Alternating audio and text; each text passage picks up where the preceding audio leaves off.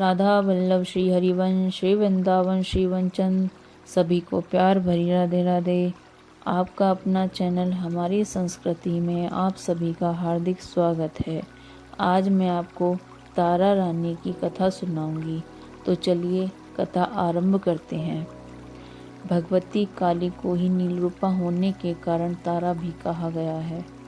वचनांतर से तारा नाम का रहस्य यह भी है कि ये सर्वदा मोक्ष देने वाली, तारने वाली हैं, इसलिए इन्हें तारा कहा जाता है। महाविद्याओं में ये द्वितीय स्थान पर परिगणित हैं। अनायास ही वाक् शक्ति प्रदान करने में समर्थ हैं, इसलिए इन्हें नील सरस्वती भी कहते हैं। भयंकर विपत्तियों से भक्तों की रक्षा करती हैं, इसलिए उग्रतारा हैं। बृहनील तंत्रादि ग्रंथों में भगवती तारा के स्वरूप की विशेष चर्चा है। हयग्रीव का वध करने के लिए इन्हें नील विग्रह प्राप्त हुआ था। ये सब रूप शिव पर प्रत्यालीन मुद्रा में आरूढ़ हैं।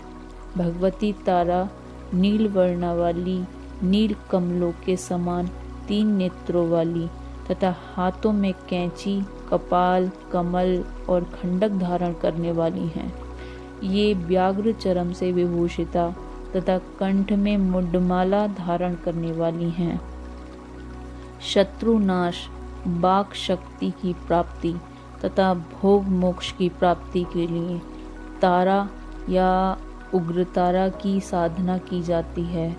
रात्रि देवी की स्वरूपा शक्ति तारा महाविद्याओं में अद्भुत प्रभाव वाली और सिद्धि की अधिष्ठात्री देवी कही गई हैं। भगवती तारा के 3 रूप हैं, तारा, एक जटा और नील सरस्वती।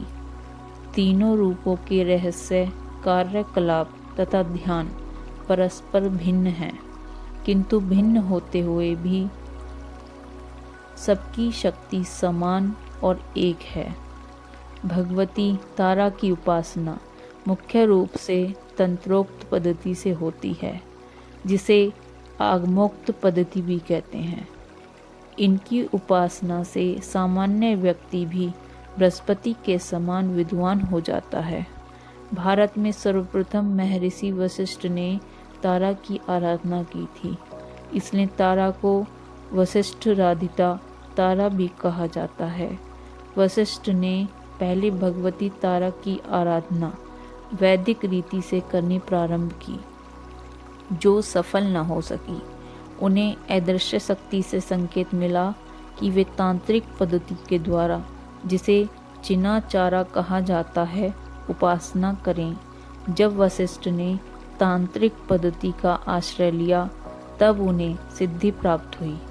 यह कथा आचार तंत्र में वशिष्ठ मुनि की आराधना उपाख्यान में वर्णित है। इससे यह सिद्ध होता है कि पहले चीन, तिब्बत, लद्दाख आदि में तारा की उपासना प्रचलित थी। तारा का प्रादुर्भाव मेरु पर्वत के पश्चिम भाग में चोलना नाम की नदी के या चोलत सरोवर के तट पर हुआ था। महाकाल संहिता के काम कलाखंड में तारा रहस्य वर्णित है, जिसमें तारा रात्रि में तारा की उपासना का विशेष महत्व है। बिहार के सहरसा जिले में प्रसिद्ध महिषी गांव में उग्र तारा का सिद्ध पीठ विद्यमान है।